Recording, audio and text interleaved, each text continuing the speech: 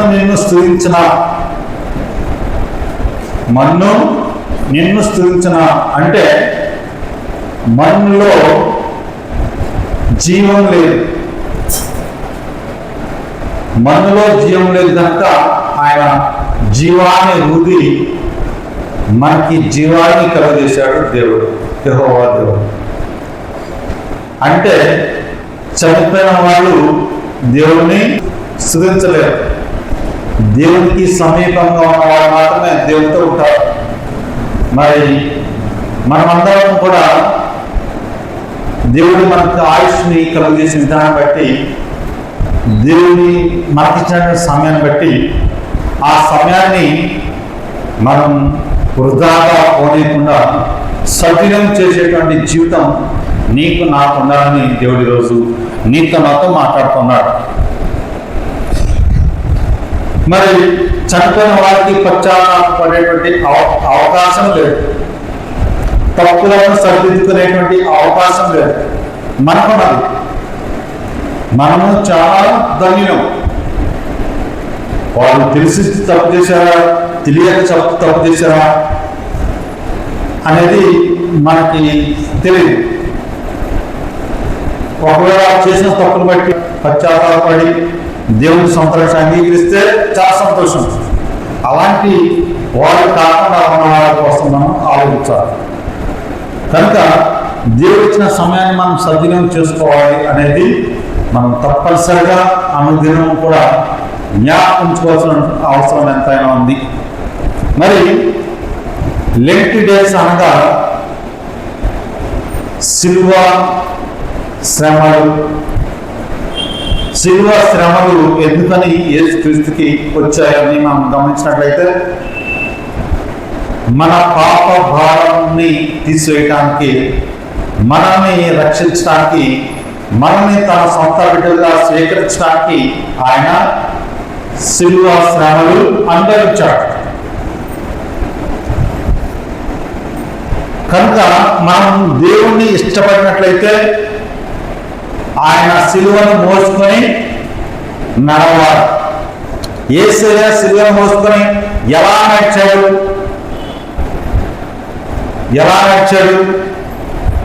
అని మనం ఒకసారి ఆలోచించినట్లయితే, కొరడా దెబ్బలు కొట్టారు, అయినా ముందుకే నడిచాడు కానీ వెనక్కి నడవాలి. ఎన్నో బాధలు పెట్టారు, ముందుకే నడిచాడు కానీ వెనక్కి నడవాలి. అబద్ధ సాక్ష్యాలు చెప్తున్నారు, అయినా ముందుకే నడిచాడు కానీ వెనక్కి నడవాలి. తన ముఖంపై ఉమ్ము వేశారు, అయినా ముందుకే నడిచాడు కానీ వెనక్కి నడవాలి. మరి అలాంటి వేదంలో శ్రమలలో వెనక్కి అడుగు వేయని దేవుడి కొరకు మనం ఎలా జీవిస్తూ ఉన్నాము అనేది మనం గ్రహించాల్సినటువంటి అవసరం ఎంతైనా ఉందని దేవుడి రోజు నీతో నాతో మాట్లాడుతున్నాడు.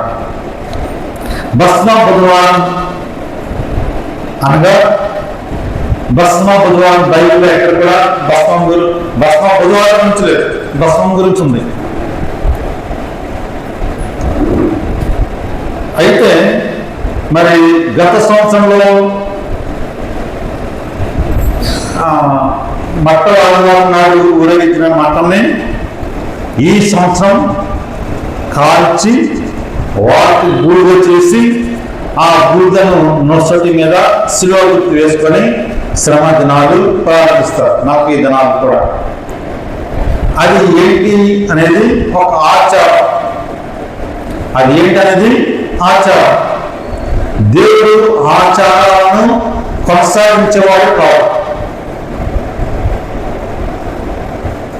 దేవుడు ఆచారాలను పండగలను కొనసాగించేవాడు కాదు. దేవుడు మనకేం చెప్తా ఉన్నాడు, మనం ఏం చేస్తా ఉన్నాం అనేది దేవుడు చూస్తాడు.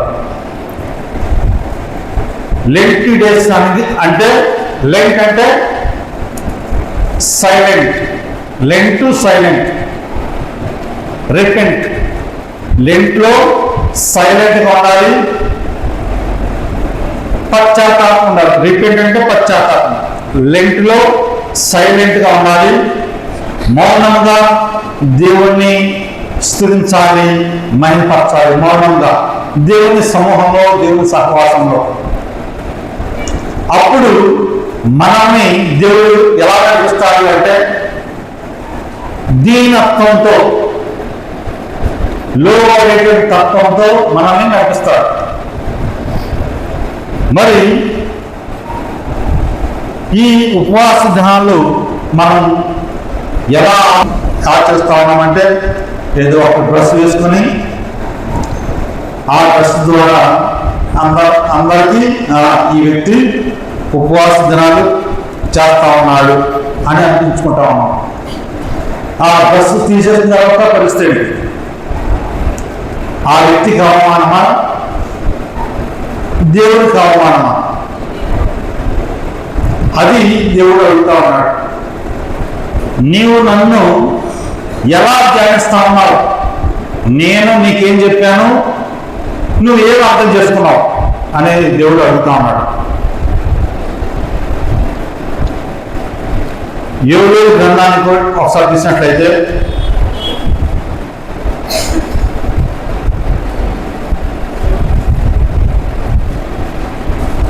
రెండో అధ్యాయం 12 వచ్చిన ఇప్పుడైనాను మీరు ఉపవాసం ఉండి కన్నీరు విడిచుచు దుఃఖించుచు మనస్పూర్వకంగా తిరిగి నా యొద్దకు రండి. ఇదే యెహోవాకు మీ దేవుడైన యెహోవా కరుణ వాత్సల్యం గలవాడును శాంతమూర్తియును అత్యంత కృప గలవాడునై ఉండి తాను చేయనుద్దేశించిన కీడును చేయక పశ్చాత్తాపపడును గనుక మీ వస్త్రములను కాక మీ హృదయములను చింపుకొని ఆయన తట్టు తిరుగుడి. ఇక్కడ వస్త్రాలు చింపుకొని గోనె పట్ట కట్టుకొని బూడిదలో కూర్చున్నంత మాత్రాన దేవుడు వారితో ఉంటాడు అని అనుకోవడం భ్రమ. మన హృదయమే దేవాలయం కనుక మన హృదయంలో దేవునికి ఎంతవరకు స్థానం ఇచ్చామో మనం గ్రహించాల్సిన అవసరం ఉంది. ఎవరైతే హృదయంలో దేవునికి ప్రథమ స్థానం ఇస్తాడో వారితో ఉండడానికి దేవుడు ఇష్టపడతా ఉంటాడు. మన వస్త్రాన్ని కాకుండా మన హృదయాన్ని చింపుకోవాలి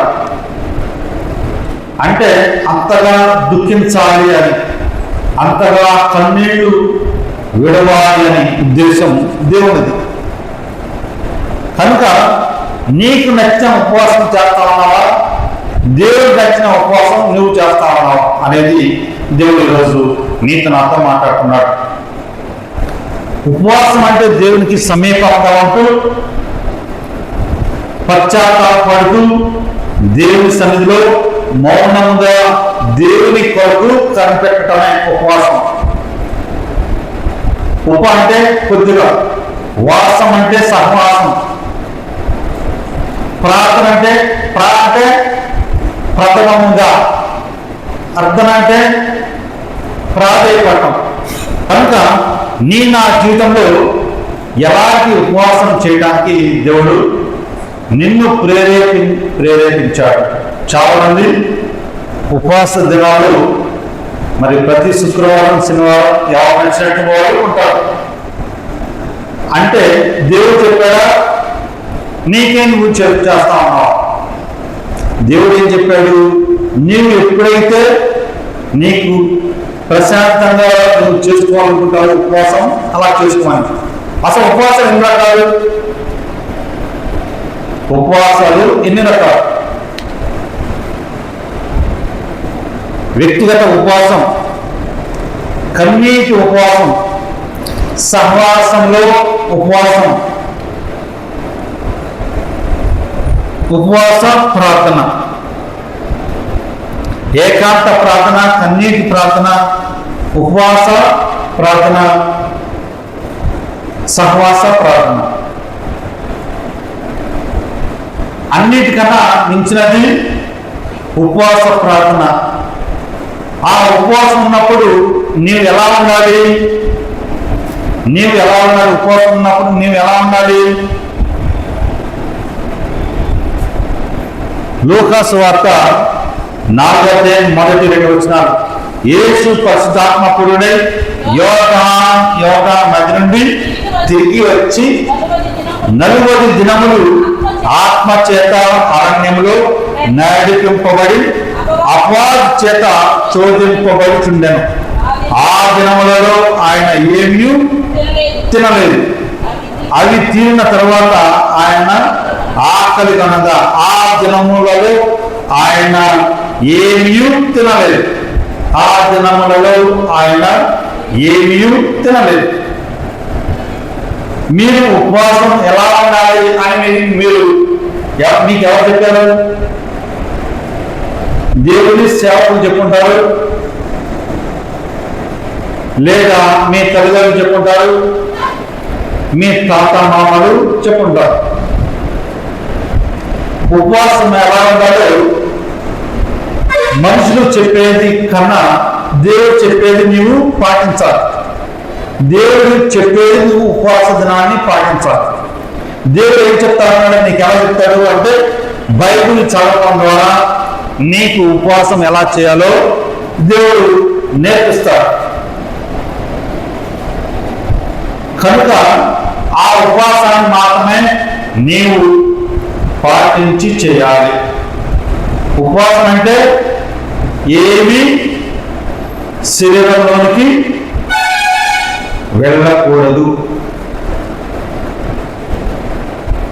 అది సాధ్యమా అసాధ్యమా? ఏది కూడా శరీరంలో ప్రవేశించకూడదు. ఒక పూట చేయాలా, 2 పూటలు చేయాలా? లేచిన దగ్గర నుంచి పడుకుపోయేంత వరకు చేయాలా? ఒక చపాతీ తినాలా, లేదా ఒక గ్లాసు జ్యూసు తాగాలా? 1 టీ తాగాలా, 2 టీలు తాగాలా, 3 టీలు తాగాలా? ఎన్ని గ్లాసులు మంచినీళ్ళు తాగొచ్చు? ఇదే మనం ఆలోచిస్తూ ఉన్నాం.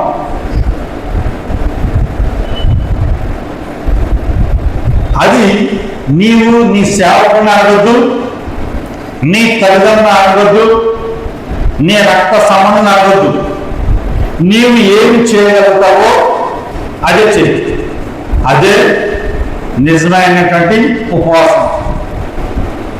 అసలైనటువంటి ఉపవాసం ఎలా ఉండాలి? రహస్యంగా చేసేదే ఉపవాసం. కనుక నీవు ఎలాంటి ఉపవాసాన్ని చేస్తా ఉన్నావో దేవుడు ఈరోజు నీతో నాతో మాట్లాడుతున్నాడు. మరి ఇంకో విషయం, లేటెస్ట్ అనగానే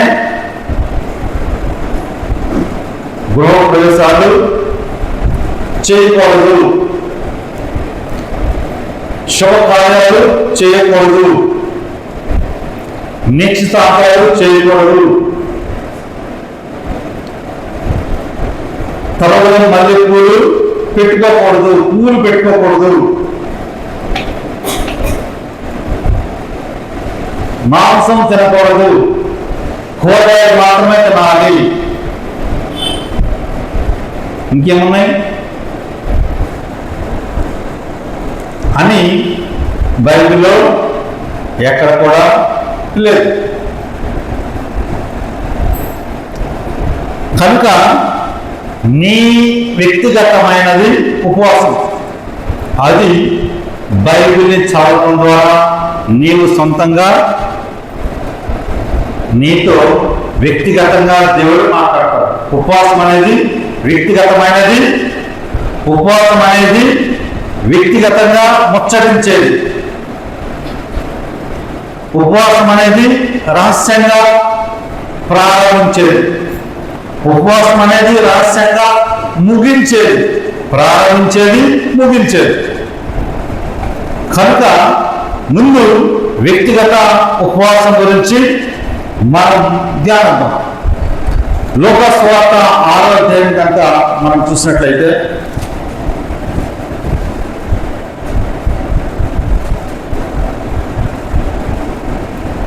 పదిహేడు 18 వచనాలు.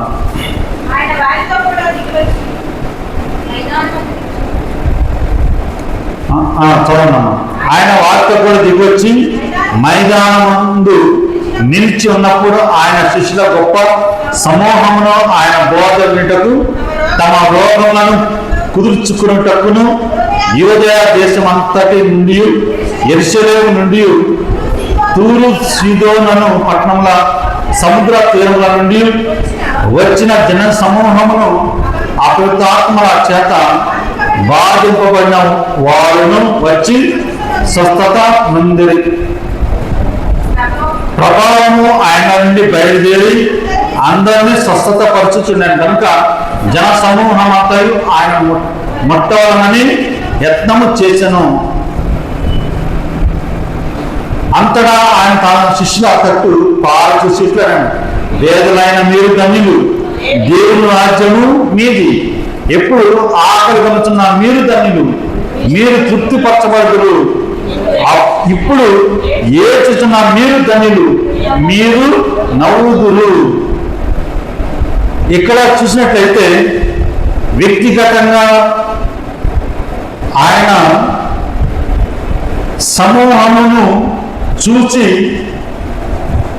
వారి కోసం ఆయన చేసినటువంటి స్వచ్ఛత కార్యాన్ని బట్టి, ఆయన మాట్లాడిన విధానం బట్టి ఆయనలో ఉన్న స్వస్థత ప్రభావము అందరినీ స్వస్థత కలుగజేసింది.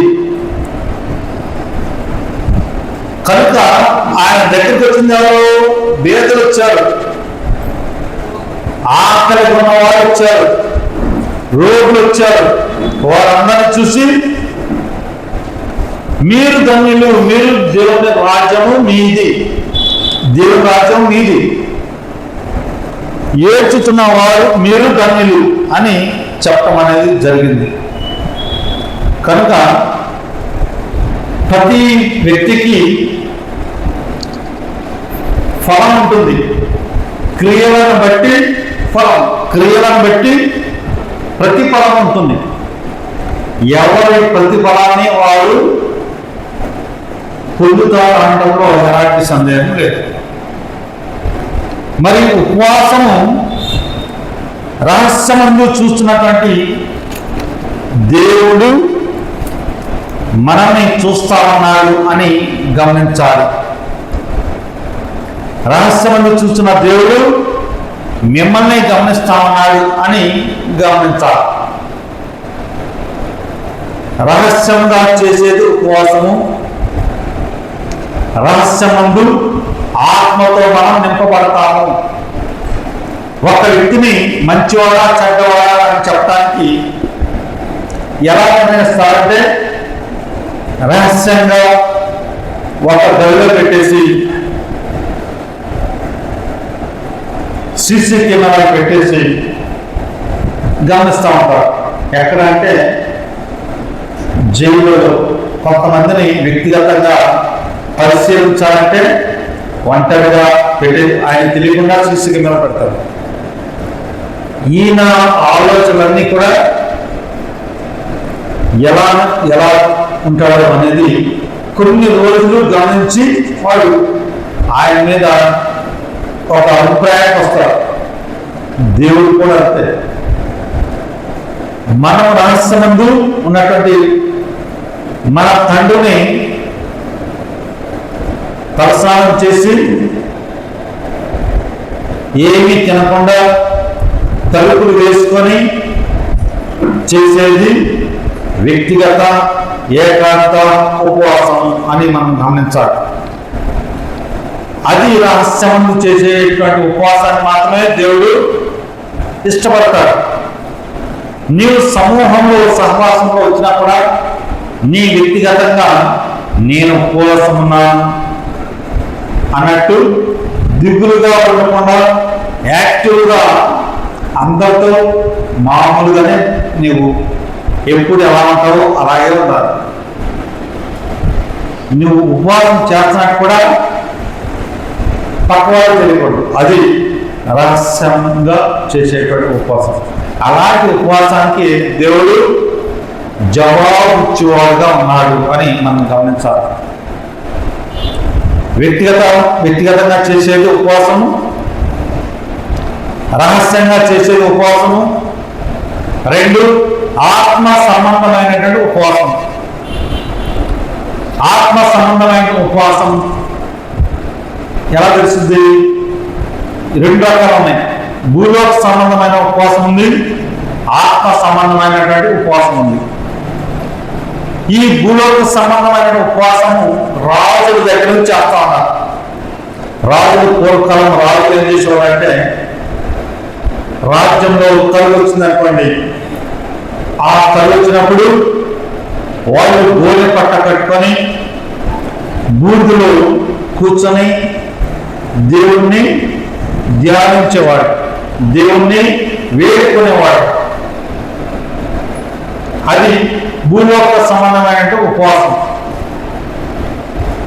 ఆత్మ సంబంధమైన ఉపవాసం దేవుని రాజ్యం కావాలని దేవుడితో వ్యక్తిగతంగా ముచ్చరించేది, దేవుడితో ప్రథమంగా ప్రాధేయపడుతూ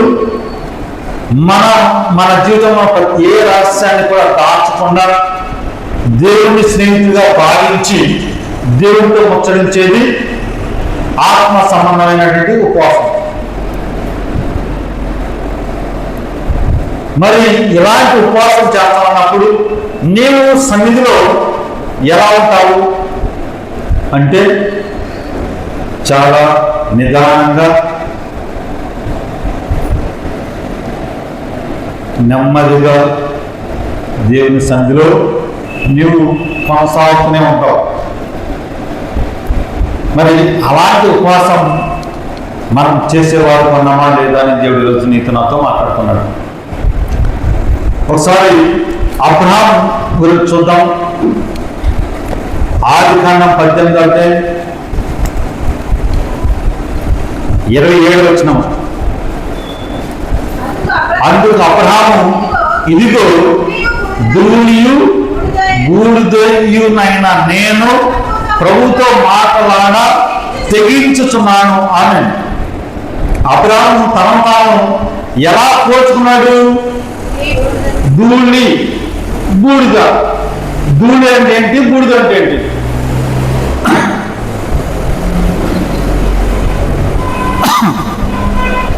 ధూళి అంటే ఏంటి? బూడిద అంటే ఏంటి? బూడిద చేసేటువంటి కాలం వెళ్ళిపోయింది కదా. పొయ్యి రావడం వెలుగుతున్నారా? పొయ్యి వెలిగించే రోజు వస్తారు, జ్ఞాపకం తెచ్చుకోండి. ఆ వంట అంతా చేసిన తర్వాత తెల్లవారు మళ్ళీ పొయ్యి వెలిగించే సమయానికి ఏం చేస్తాం? బూడిదని తీసి ఏం చేస్తాం? పారేస్తాం. బూడిదను పారేస్తాం. ధూళి అంటే ఏంటి? గాలి వస్తే ఎగిరిపోయేది ధూళి కదా. అబ్రహాము విశ్వాసులకు తండ్రి. దేవుడు పిలిస్తే కట్టుబట్టలతో వచ్చేసినటువంటి వ్యక్తి. అలాంటి వ్యక్తి ఆస్తి పాత్రలో నేటి ముఖేష్ అంబానీ లాంటి ధనవంతుడు అబ్రహాము ఆనాటి కాలంలో. అలాంటి వ్యక్తి ఎలా పోల్చుకుంటాడు? నేను ధూళి వంటి వాడను, గాలి వస్తే నా జీవితం ఎగిరిపోద్ది, నేను బూడిద లాంటి వాడను, పారేసేటువంటి జీవితం నాకు. మరి మనము దేవుడు కొంచెంగా ఆశ్రయించాలనుకోండి, మనల్ని పట్టుకోవడానికి ఎవరతరం కాదు. కాదు మీద అప్పుడు దాకా ఇలా ఉంటాం, తర్వాత కొంచెం ఆశ్రయిస్తే తలని ముందు కావాలి, పైన ఉంటాయి 2 కళ్ళు. మనకి అసలు ఏమి లేకుండా మనకే ఇలా ఉంటే అబ్రహాం ఎలా జీవించాలి? అబ్రహాం పరిస్థితి ఎలా జీవించాలి? ఎవరైతే నాకెందుకు, ప్రశాంతంగా పనివాడు ఉన్నారు, ఆస్తి పాస్తులు ఉన్నాయి, చాలు అనుకోవచ్చు. కానీ అతను అలాంటి బూడిద లాంటి నేను దేవుడితో మాట్లాడాలంటే తెగించి మాట్లాడుతా ఉన్నా. ఎలా దేవుడితో గొడవపడుతున్నాడా? మాట్లాడే విధానం కూడా అంటే ఎలాగా వినయంతో మాట్లాడడానికి కూడా చూస్తా ఉన్నాడు. సీఎం వచ్చాడనుకోండి, మనం ఎలా మాట్లాడతాం? మన పక్కనే ఉన్నాడు, మన శరీరం అంతా కూడా ఇలా ఉండేదల్లా ఇలా అయిపోతాం. అవునా? అంటే అలా మాట్లాడటానికి కూడా చూస్తాం. ఫ్రీగా మాట్లాడలేదు, నోట్లోంచి మాట రాదు అసలు. అలాగ మాట్లాడుతున్నాడు. దేవుడితో మాట్లాడటానికి నేను తెగిస్తానన్నాను అని చెప్తా ఉన్నాడు. మరి యోగుని కూడా మనం చూసుకున్నట్లయితే 1:20 యోగు లేచి తన పై వస్త్రమును చింపుకొని తల వెంట్రుకలు గొరిగించుకొని నేల మీద సాష్టాంగపడి నమస్కారం చేసి ఇట్లా ఆయన ఆస్తి పాస్తులు పోయినాయి, బిడ్డల్ని కోల్పోయాడు. అప్పుడు ఆయన వస్త్రాలను చింపుకొని తల వెంట్రుకలు గొరిగించుకొని సాష్టాంగపడ్డాడు. సాష్టాంగం అంటే అలా పడుకోవడం. ఆ దేశంలో, ఊజు దేశంలో యోగు అంత ధనవంతుడు గొప్పడు లేడు.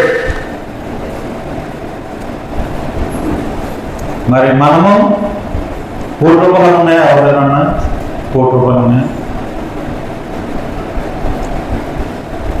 ఆయన మనల్ని ఈ ఆచరణ నమ్మేస్తే ప్రయత్నం రాత్రులు 10 తర్వాత తెల్లారిపాటికి ఎక్కడ పడుకుంటాం? కుక్క ఎక్కడ పడుకుంటుంది? పొయ్యిలో పడుకుని చూసావా? అలా ఉంటుంది జీవితం. కానీ మనమే మన ఆలోచన బట్టి దేవుని ఆలోచనతో సరిపోల్చుకోవాల్సిన అవసరం ఎంతైనా ఉంది.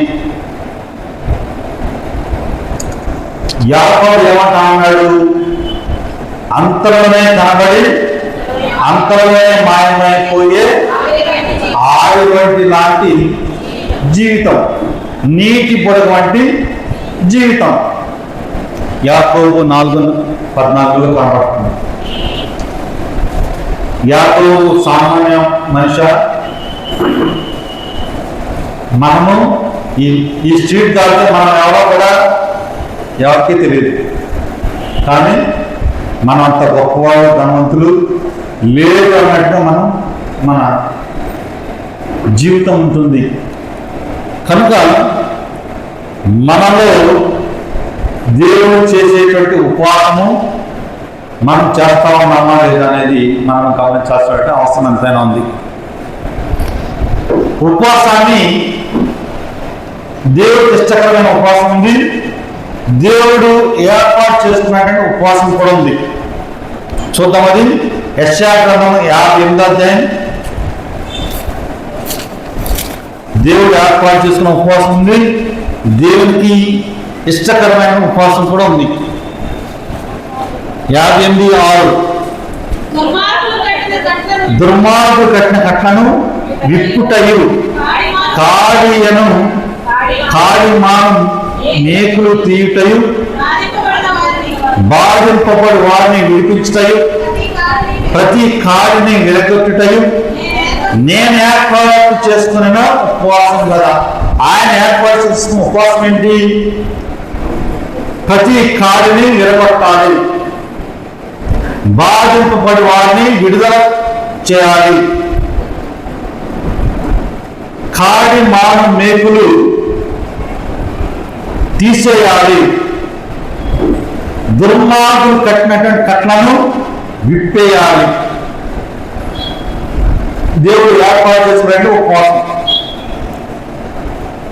మనం కూడా ఉపవాసం చేస్తే నాకు ఈ సమస్య ఉంది, ఆ సమస్య నుంచి నాకు విడుదల దయచేయి, నాకు ఈ బాధ ఉంది, ఆ బాధ నుంచి విడుదల దయచేయి.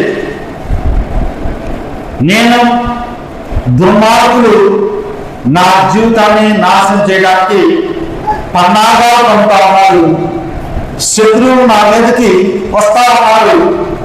ఆ శత్రువు వారి నుంచి నాకు నా కుటుంబాన్ని విడిపించు, క్షేమాన్ని దయచేయి, శత్రువులను మిత్రులుగా మార్చు అని చెప్పి మనం ఉపవాసం చేయాలి. దేవునికి ఇష్టకరమైన ఉపవాసం ఏంటి? 7వ వచనం, నీ ఆహారము ఆకలి ఉన్న వారికి పెట్టుటయు, నీ రక్త సంబంధికి ముఖము కప్పింపకుండుటయు, దిక్కుమాలిన భేదలను నీ ఇంట చేర్చుకున్నటయు, వస్త్రహీనుడు నీకు కనబడినప్పుడు వారికి వస్త్రము ఇచ్చుటయు, ఇదే కదా నాకు ఇష్టమైన ఉపవాసం. ఇది ఒకటి 7-8 వచ్చిన చదివేసి అందరికి దాన ధర్మాలు చేసి దేవుడి సన్నిధి కలగకుండా, ప్రార్థన చేయకుండా, ఉపవాసం చేయకుండా, నేను దేవుడికి ఇలా చేయమన్నాడు కాబట్టి, ఇదే నిజమైన ఉపవాసం అన్నాడు కాబట్టి ఇలా చేస్తే ఉపయోగము లేదు. చప్పట్లు కొట్టండి అనగానే ఎలా కొడతారు? 2 చేతితో కొడతారు. ఒక చేతితో కొట్టండి అంటే కొట్టలేడు. ఇది కూడా అంతే. భక్తి ఉండాలి, భయం ఉండాలి. భక్తి భయం ఉన్నప్పుడు ఏమవుతుంది? ఆయన ఏం చెప్పాడో అలా నడవాలని ఉంటుంది. ఆయన మనకు ఏ మార్గాన్ని చూపించాడో ఆ మార్గంలో నడిచేటువంటి జీవితం మనకుంటుందని దేవుడి రోజు నీతో నాతో మాట్లాడుతున్నాడు. కనుక దేవుడికి ఇష్టమైనటువంటి ఉపవాసం. మరి దేవుడు తను తాను రిక్తునిగా చేస్తున్నాడంటే బాగా తగ్గించుకున్నాడు అంతే. సిలువలో తిట్టినా, నోరు గదిపాడా, ఉమ్ము వేసినా ఎందుకు వేసావని అడిగాడా, ఎవరో బాధించినా ఎందుకు నన్ను బాధపడుతున్నారో అని అడిగాడా, అబద్ధ సాక్ష్యాలు చెప్తున్నా ఎందుకు చెప్తున్నారు, నేను అలా చేశానా అని అన్నాడా? అడగ.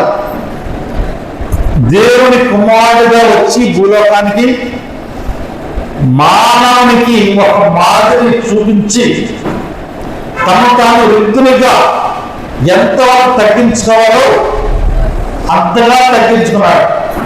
ఉపవాసంలో దేవుడు నిన్ను నడిపించేది అదే. నిన్ను నీవు ఎంతగా తగ్గించుకుంటావో అంతగా తగ్గించుకోవాలి. అయ్యగారు దేవుడి సన్నిధిలో నన్ను ఎంతగా తగ్గించుకోమన్నా తగ్గించుకుంటా, బయట అడుగుపెట్టి మాత్రం మీ మాట నేను సారీ అనేటువంటి వ్యక్తులు చాలా మంది ఉంటారు. ఉన్నారా? మీ కళలో చాలా మంది కనబడతారు.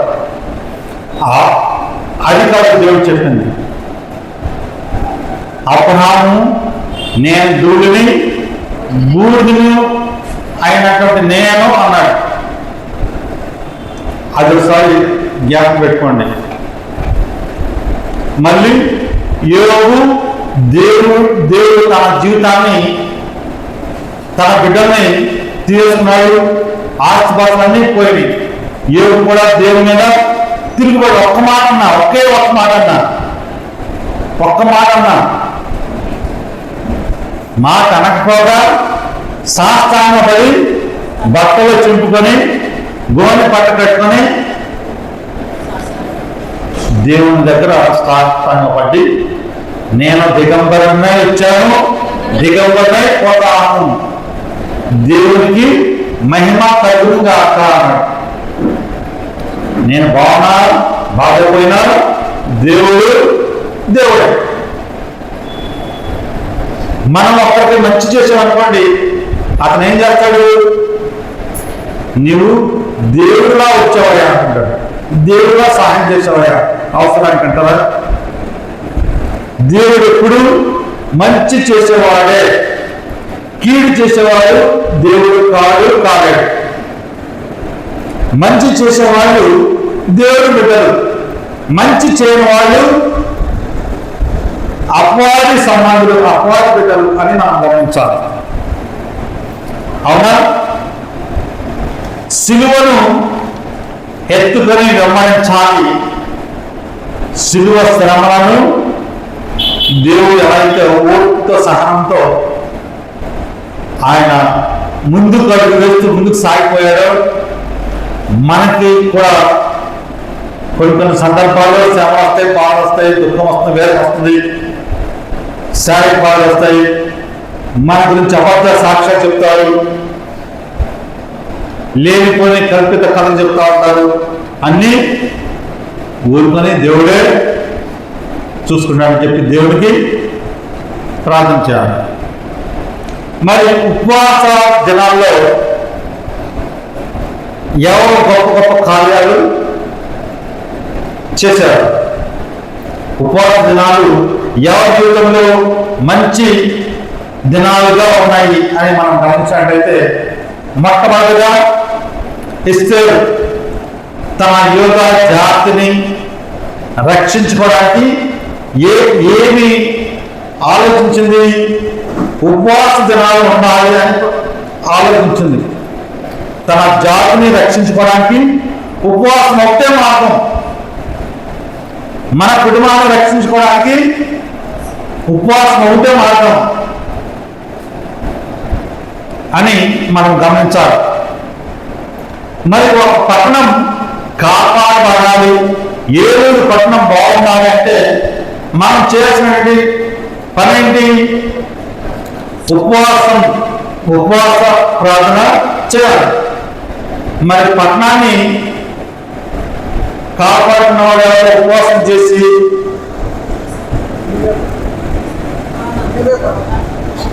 నినివే పట్టణం, ఒక పట్టణాన్ని కాపాడుకోవడానికి ఉపవాసం అండి, అల్పులేమి అభాగ్యులేమి రాజు సైతం గోడె పట్ట కట్టుకుని గూడుగా కూర్చొని ప్రార్థన చేసేవాడు. రాజు ఎందుకు దిగాడు? రాజు ఎందుకు గోడె పట్ట కట్టుకున్నాడు, బూడిదలో కూర్చున్నాడు? దేవుడితో కూర్చుంటే నేను ఏ పాటి వాడిని అని రాజు భావించాడు. అల్పులు అపార్థులతో సమానంగా ఆయన కూర్చొని సహవాసంలో ప్రార్థన చేశాడు, పట్టణాన్ని కాపాడుతున్నాడు. మన ఏలూరు పట్టణాన్ని కూడా మనం ఉపవాసం పాటించి ఏలూరుని గొప్ప ఏలూరుగా చేసేటువంటి శక్తి ఎవరికుంది? ఎవరికుంది? నాకుంది. అలా నాకు లేదండి. అందరం చేస్తే, సహవాసంలో చేస్తే అన్నీ సాధ్యమే అని మనం గమనించాలి. ఉపవాసం చేస్తే కుటుంబాల్లో ఉన్నటువంటి బాధలు, శోధనలు, దెయ్యాలు అన్నీ కూడా పోతాయి అని మనం గమనించాలి. మరి మోషే ఉపవాస దినం చేశాడు, ఏం సాధించాడు? మోషే ఉపవాస దినం చేశాడు, 40 దినాలు ఏం సాధించాడు? మోషే ఏం సాధించాడు? ఉపవాస దినం చేసి ఏం సాధించాల? ఏం సాధించలేదుగా. అదే ఏంటి?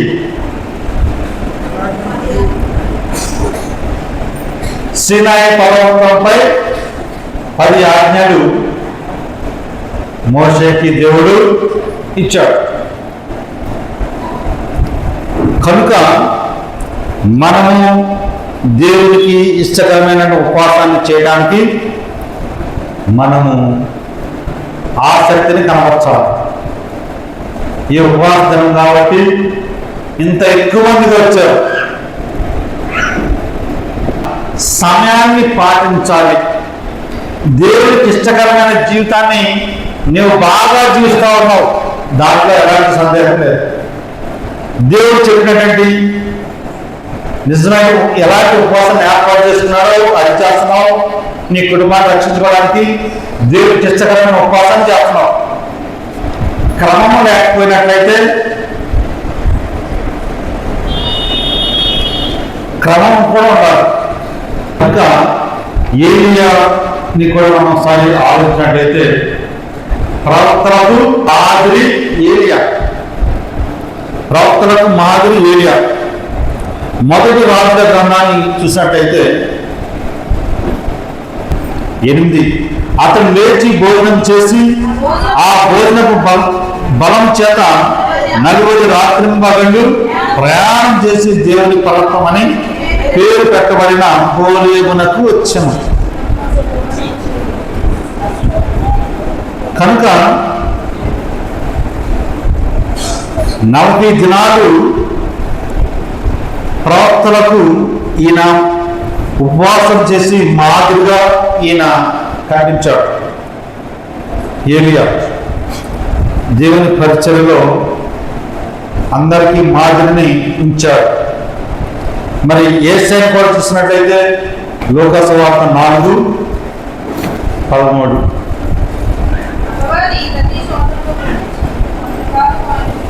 నీ దేవుడైన ప్రభువును శోధింపవాడు అని చెప్పబడి ఉన్నదని దాని వానికి ప్రత్యుత్తరం ఇచ్చాను.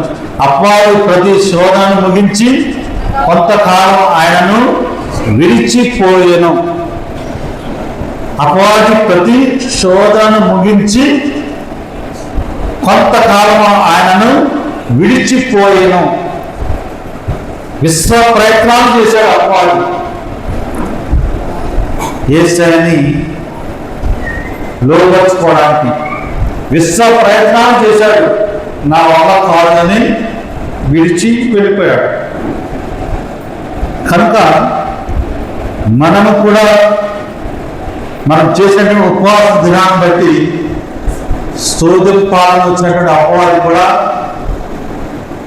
పారిపోతాడు. నా వల్ల కాదు, వీళ్ళు లొంగేటువంటి మనుషులు కాదు అని వెళ్ళిపోతాడు. కనుక మనమందరం దేవునికి ఇష్టమైన ఉపవాసాన్ని చేయటానికి మనం ఆతృతపడాలి, ఆరాటపడాలి. అత్యుత్సాహంతో ఉపవాస దినాన్ని పాటించాలని ఆరాటం ఉండాలి. కనుక ఎవరు ఉపవాసం ఉన్నారో లేదు అది వ్యక్తిగతం. కనుక నీవు ఉపవాసం చేయగలిగితే చేయండి. అనారోగ్యాలతో ఉండి మందులు వేసుకోవాలి అనుకున్న వాళ్ళు ఉపవాస దినము చేయొద్దు. నాకు పర్లేదు, నేను ఉండగలను అనుకున్న వాళ్ళు ఉపవాస దినాన్ని పాటించాలి. మరి ఇష్టంగా చేసేది కష్టమైన ఇష్టంగానే ఉంటుంది. కనుక ఇష్టంగా చేయడానికి మనము ఉత్సాహపడదాం.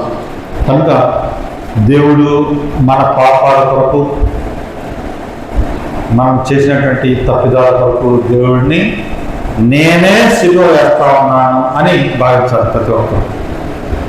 నేను యేసయ్యని సిలువ వేశాను అని, నేనే యేసయ్యను బాధ పెట్టాను, నేనే పొరలతో కొట్టాను, నేనే రక్తం వచ్చేలాగా బళ్ళంతో కొట్టాను అని అనుకోవాలి.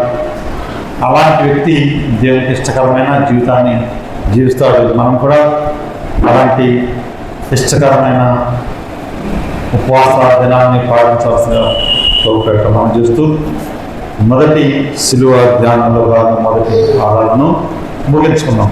ఆమె